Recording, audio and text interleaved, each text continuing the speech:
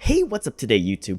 As the title says for this video, this is why I think you should start reading from the start, as I've been learning this language for about 1.5 years and it's one of my biggest gripes for not starting from the beginning with reading Japanese. So I'm going to go over a couple of pros and cons that I've come across in my personal studies and how I started reading from the beginning, or how I started reading about halfway through my journey. Starting off with the pros, I think reading will undoubtedly increase your vocabulary. So in my experience, when I come across words that I don't know, I look them up in a dictionary, and then when I come across them again, it's a little bit more familiar, but I may still have to look it up in the dictionary and then move on from that word.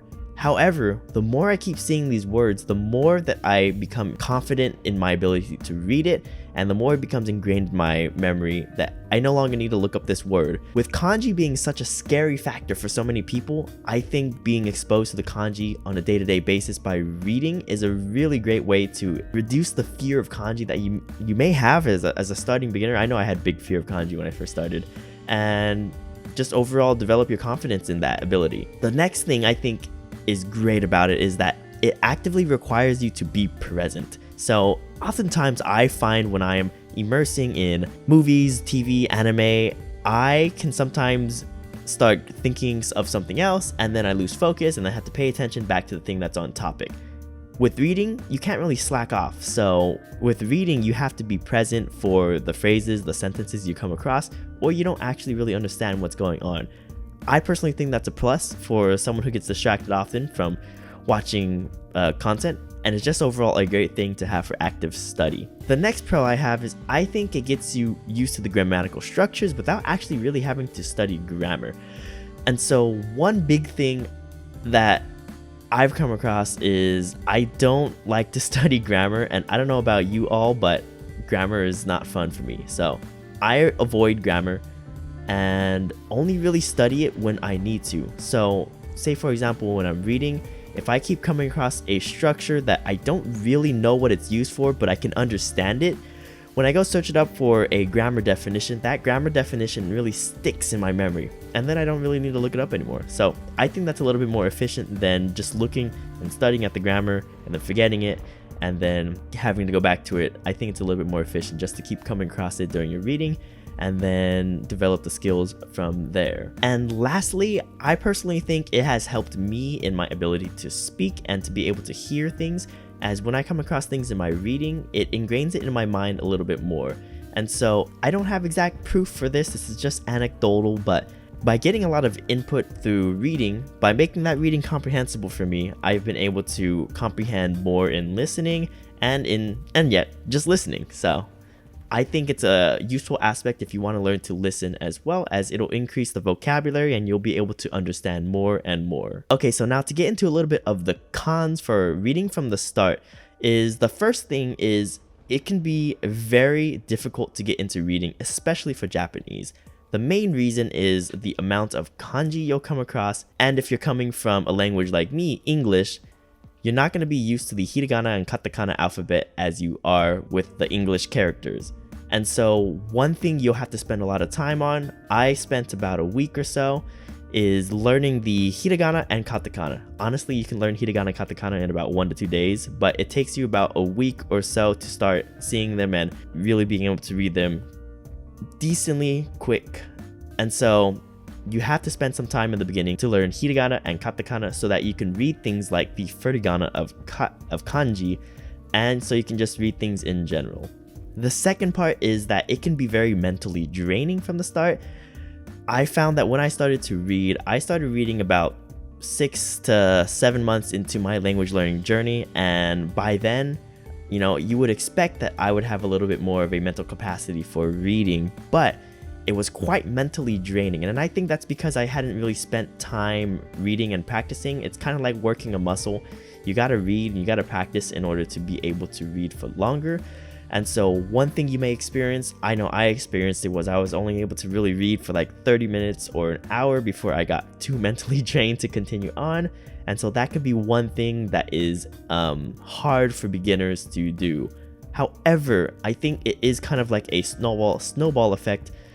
The more you read, the more vocab you get, the more you understand the structures, and the more enjoyable it becomes, rather than just a laborious task you have to do for learning the language. A third con is that Although reading might help your comprehension in listening, you will have to 100% listen to spoken Japanese, and you will still have to continue listening to Japanese on the side in order to really actually be able to comprehend it. So I personally don't think that by reading you'll be able to understand spoken language, as it's much quicker and you have to develop the skill to be able to decipher and comprehend language or spoken speech. But I think it'll make the transition a little bit easier, or it'll help supplement your listening skills if you read. And lastly, for Japanese, I think it is a bad thing to sub-vocalize. So I don't know about you all, but when I'm reading, I'm guilty of sub-vocalizing. I've done this as I've read novels throughout my childhood, is I like to read out loud. So one thing that I've been consciously trying not to is to read out loud when I'm doing Japanese. So when I go to speak it, I don't mess up on the pitch accent. So now that I've gone a little bit over some of the pros and some cons, how can you start reading as a beginner? And before we move on to the resources, please consider subscribing to the channel. I like to release things on here that have helped me in my language learning journey and continue to do so. So if you want I just started dying, so we're moving on to resources now. So the first thing I think you should install if you want to do reading is you need to get some type of browser-based extension that allows you to read kanji online. And so my chosen browser-based extension is Yomi-chan. If you don't know what Yomi-chan is, it's basically a browser extension on Chrome or Firefox that allows you to click shift and hover and highlight over kanji and get the meanings and definitions and the hiragana readings for those. So it makes reading completely doable online, and me personally, I think it's really the only tool that you need to have to learn how to read or to read at a decent pace. So go get Yomi-chan if you want to read Japanese online. The second thing you can start doing is using graded readers. And so what graded readers are, or I'm going to use graded readers in two senses. The first sense is graded readers are little novels that are sorted out by levels. So they have beginner novels, intermediate novels, advanced novels, etc. Some of them are the Tadoku books, and these are separated into 4 or 5 different levels if I remember correctly. And basically each one has a increasing level of difficulty the higher you get up, but they are often filled with pictures and furigana of stuff in the novels, and it's overall just really comprehensible from the start. So one prerequisite you need for these graded readers is that you need to have hiragana and katakana reading ability, but that should only take about a week to get started. The only bad thing about these graded readers online, like the Tadoku, is that they may be difficult to find, especially the ones that are separated out in levels, as not all of it is free and you may have to purchase some things online as well. And then the second sense of a graded reader is basically software that allows you to read almost anything without actually having to have either a dictionary lookup on the side. For example, this website here is called Link, and in Link it allows you to upload your own content to the website and allows you to search really easily what the definition of some of these words are, and even has audio on how you can pronounce them. Additionally, there are some mini stories and there are a bunch of other stories that are in their online library database that you can access as a beginner as well, and they even have audio readings for those. I personally haven't really used any of those stories, but those are a resource that is up there. I've mainly only ever used Link for their quick dictionary lookup and their ability to import almost any type of Japanese content into their library. The only downside about Link is that it is paid, so there is an alternative, is Readlang, and it allows you to upload your own content and search things up as well. However, I think their search up option is a little bit harder, as you have to highlight over the things you don't understand, and you may not be able to, or you may not know what exactly to highlight. So in this sense, I think just using Yomi-chan is a little bit better. And lastly, you can use things like parallel readers or parallel texts. Basically what these parallel texts are is it's an English and a Japanese version of a book or whatever content you want to use. And so one side generally has Japanese and the other side generally has English or whatever your native language is. So you can use parallel text like that as well to kind of comprehend the content you want to read. I personally am not a big fan of parallel texts, so I don't really recommend you use them, but they are a resource you can use as well. Additionally, there are some phone apps like Todai, which is basically an application on the phone that allows you to read news articles with furigana and definitions for words you don't understand at all.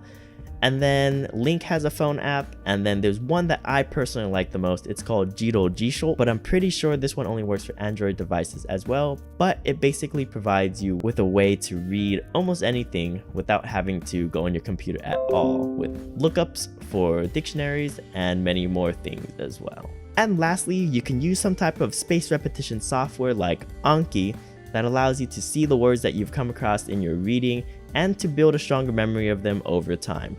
Anki's not necessarily 100% necessary, but I think it's a really great addition to anyone that's learning how to read and anyone's language learning journey as a whole.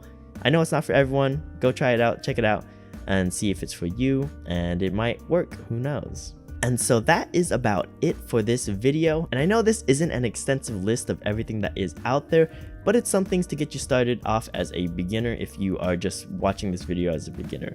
My biggest recommendation is get Yomi-chan and use Yomi-chan. That has been my biggest lifesaver for learning Japanese and over my language learning journey as a whole. That is it for today's video. If you liked it, please leave a like. If you have any questions, please comment down below. And as always, good luck in your studies out there, and I'll see you later.